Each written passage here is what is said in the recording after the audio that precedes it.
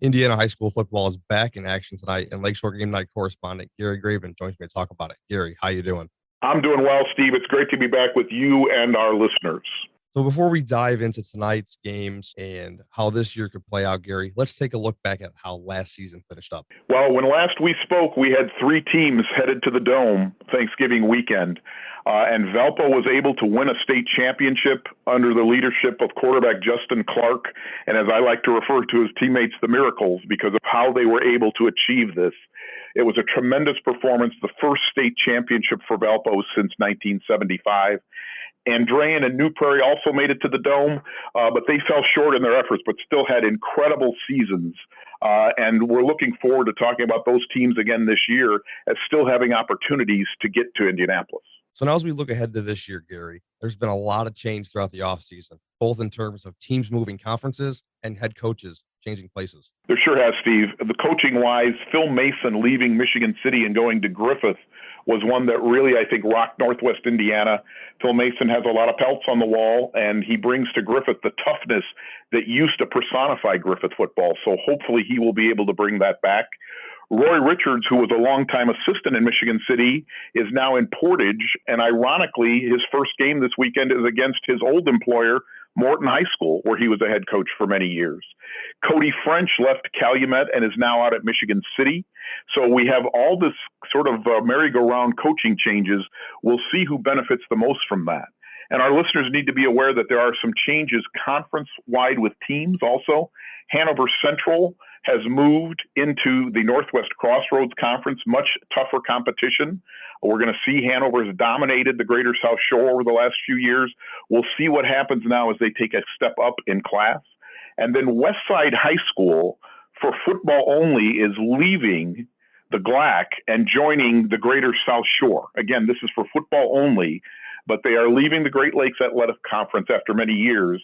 They'll still be there for other sports, but football only, they are now in the Greater South Shore. So let's take a look now, Gary, at the battle for the leather helmet.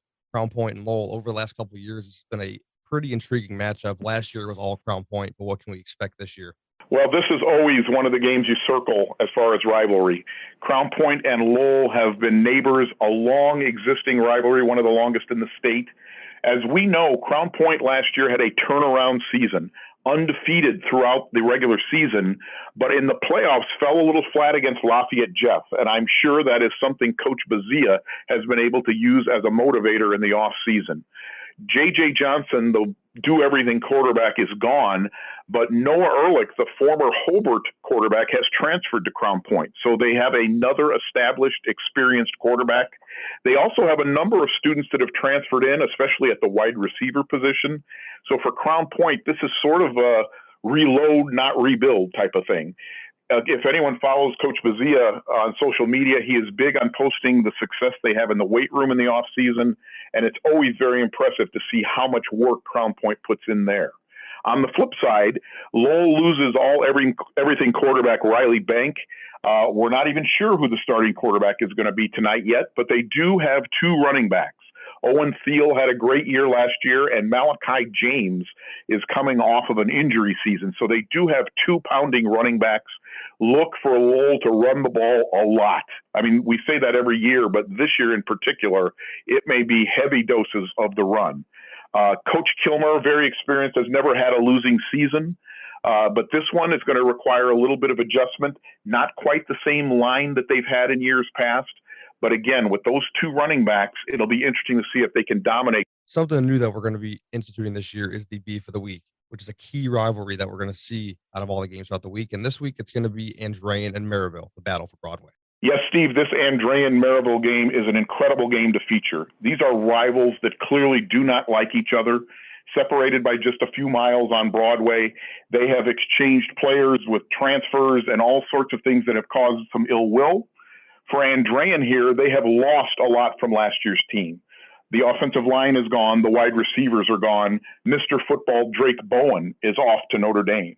They do have Scott Ballantyne, though, the senior quarterback, back to lead this team. He is going to be a key factor in keeping things level for the 59ers. A name that our listeners need to learn is J.J. Bowles. J.J. is a running back. who as a freshman last year got a few touches and showed that he is ready for prime time. So I expect a lot of him carrying the ball this year for Andrean. Expect Andrean, as always, to be a team that is much better in week 8, 9, and into the playoffs than they are early in the season. For Maryville, this is one of those things where they lost a lot on offense, but they have 3 all-state players on defense. So will the defense dominate? You know, Maryville has had offensive power over the years, but this year they may need to rely a little more on defense to keep games a little less scoring and a little closer that way. Again, Maryville should have the edge based on how many holes Andrean has, but look for a good game here Friday night. The next game that we're going to talk about here, Gary, is the Sacred Dunes game of the week between Penn and Valparaiso. You know, everyone in Northwest Indiana knows Penn from their years of dominance. They have been a little bit under what their usual performance is the last few years, although last year they were 7-2 in the regular season with losses to Cathedral and Cincinnati St. Xavier, both powerhouse teams, and then they lost their first game in the sectional to Fort Wayne Carroll. But expect this Penn team to have a lot of athletic players this year. Wide receiving core is stacked with a number of players over 6 foot tall, very difficult to defend. As for Valpo, Steve, this is a team where the biggest concern is probably having a letdown after winning a state championship. Most of that championship squad is back this year, led by Justin Clark at quarterback. They also have one of the best running games in the area, led by Travis Davis. This is an offensively potent team, with linemen being recruited Division I, led by Matt Hofer. Again, for Valparaiso, the key is staying healthy and being able to have the motivation to play the same way they played last year all the way through the playoffs, carry into this year. I think Coach Marshall will have these young men ready. I like Valpo here in week 1, and I like Valpo throughout the season to make another deep run to Indianapolis. Well, Gary, I think that gets all of our listeners ready for week 1 of the high school football season. I couldn't be more excited. I'm right with you, Steve. This is going to be another great year. Our thanks to Sacred Dunes for underwriting this game of the week. Tune in at 6 p.m. to listen to the Lakeshore Game Night Show. For Lakeshore Public Media, I'm Steve Schmidt.